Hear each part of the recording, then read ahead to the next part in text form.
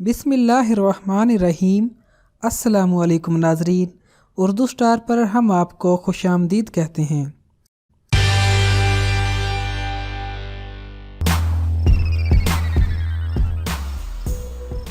अबू आमिर खदरजी एक कामयाब ताजर और जहां दीदा ताजर थे। वो तिजारती काफिलों के हमरा मुख्तलिफ मुल्कों में तिजारत का माल लेकर जाते, फरोख्त करते और नफा उठाते। उनका घराना खुशहाल और आसूदा था। बड़ी खुशी मुसरत और शादमानी के साथ जिंदगी बसर हो रही थी। उनके बच्चों में से कुछ तो तालीम हासिल कर रहे थे और बड़ा लड़का आमिर उनकी मुकामी तिजारत में हाथ बटा रहा था। अबू आमिर खदरजी ने एक दिन अपने घर वालों से कहा कि एक तिजारती काफिला मुल्क शाम जा रहा है। इसमें मेरे कुछ दोस्त अहबाब भी शामिल हैं। इरादा है कि इस बार शाम से काफी माले तिजारत लेकर आऊं, क्योंकि इस दियार में उसकी शदीद जरूरत है। उन्होंने अपने घर वालों को भी इसका यकीन दिला दिया कि वो इसी काफिला के साथ जल्द ही वापस आ जाएंगे और अपने साथियों के हमरा ही वापस होंगे। काफिला रवाना हो गया। मुद्दते मुकर्रर पर अबू आमिर के घर वाले निहायत बेचैनी से उनकी वापसी का इंतजार करने लगे और शाम के कीमती और खूबसूरत तोहफों का ख्वाब देखने लगे। नौजवान आमिर अपने वालिद के दोस्तों के घरों के चक्कर लगाने लगा ताकि उनकी आमद की खबर मालूम कर सके।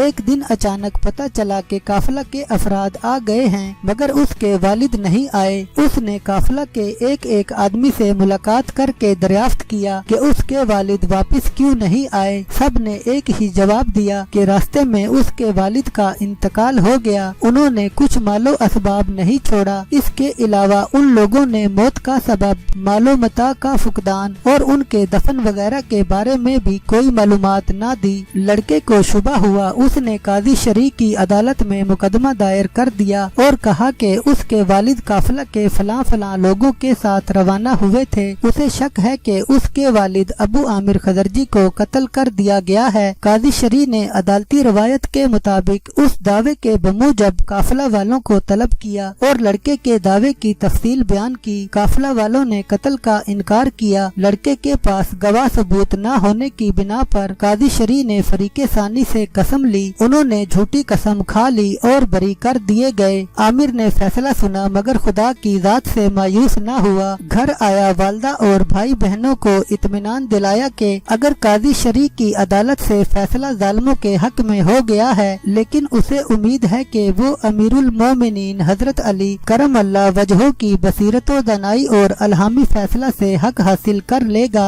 वो हजरत अली रजी अल्लाह ताला की खिदमत में हाजिर हुआ और वाक़या की पूरी तफसीलात सुनाई। उसके बाद काजी शरी के फैसले से बाखबर किया और कहा कि उसे यकीन है कि इन लोगों ने उसके वालिद को कत्ल किया है। आपसे हक़्क़ो इंसाफ का तलबगार हूँ। और रो पड़ा। हजरत अली रजी अल्लाह ताला ने आमिर को तसल्ली दी और पुलिस को हुक्म दिया कि उनके हर दो आदमी काफिला के एक एक आदमी को अपनी हिरासत में ले लें और हर एक को अलग अलग रखें और एक दूसरे से किसी तरह का कोई राब्ता कायम न होने दें। इशारों किनायों से भी बात न हो सके। पुलिस ने फौरी तौर पर इस हुक्म पर अमल किया और काफिला वालों को कतई तौर पर अलहदा कर दिया। इसके बाद हजरत अली रजी अल्लाह ताला ने बयानात तहरीर करने वाले मुंशी को बुलाया और एक एक मुजरम का अलहदा अलहदा बयान दर्ज करने का हुक्म दिया। फिर काफिला के पहले आदमी को तन्हा तलब किया और उससे मंदरजा झैल सवालात किए। तुम लोगों ने शाम का सफर कब किया था?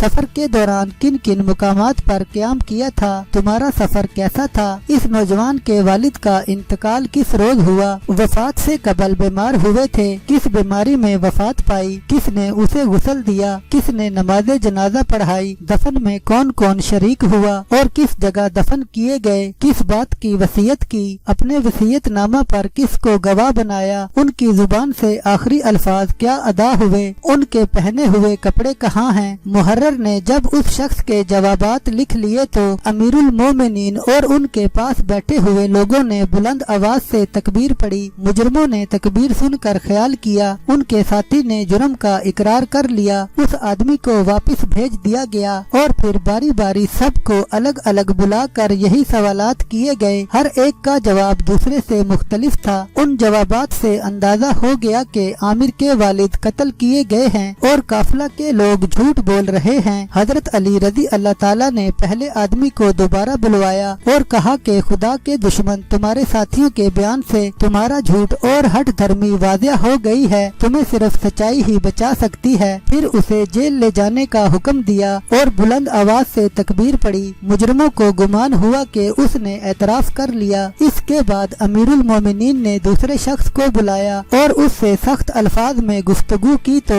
اس نے کہا، امیر المومنین خدا گواہ ہے، میں نے ان کے قتل کو ناپسند کیا، میں نے نہ قتل کیا اور نہ ان کا مال لیا، یہ کام دوسروں نے کیا ہے اور قاتل انہی میں سے ایک ہے۔ پھر دوسروں کو طلب کیا اور ہر ایک نے جرم کا اقرار کیا اور کہا کہ قتل پہلے آدمی نے کیا ہے۔ پہلے آدمی کو بلایا گیا تو اس نے بھی جرم قتل کا اقرار کر لیا اور پھر سب نے جو کچھ کہا تھا صاف صاف بتا دیا۔ مجرموں کے اقرار کے بعد امیر المومنین نے فیصلہ کیا کہ قافلے کے تمام افراد اس جرم کی سزا میں قتل کر دیے جائیں اور مقتول کے وارثوں کو چھینا ہوا مال مساوی طور پر واپس کریں۔ اس منصفانہ فیصلہ سے عامر اور اس کے گھر والوں کو تسلی ہوئی اور اپنے والد اور سرپرست کے لیے خدا سے مغفرت طلب کی۔ امیر المومنین حضرت علی رضی اللہ تعالیٰ نے اپنی اس تحقیق و کھوج میں جس حکمت عملی کا ثبوت دیا ہے، آج مہذب معاشرہ میں اس کی کوئی مثال شاید پیش کر سکے۔ علامہ ابن قیم جوزیہ رحمۃ اللہ علیہ حضرت امیر المومنین علی رضی اللہ تعالیٰ کے ایک اور عدالتی فیصلہ کا ذکر کرنے کے بعد دو اصولوں کی جانب اشارہ کرتے ہیں اور کہتے ہیں کہ فیصلہ کے لیے کسی ایک فریق کے مطالبہ پر انتہائی فراغ دلی سے معاملہ ایک عدالت سے دوسری عدالت میں منتقل کیا جا سکتا ہے۔ دوسرے یہ کہ قاضی کو تلاش حق کے لیے اپنی فراست، دانائی اور بصیرت کے خوب چھان بین کر لینا چاہیے تاکہ کسی پر زیادتی اور دوسرے کی حق تلفی نہ ہو۔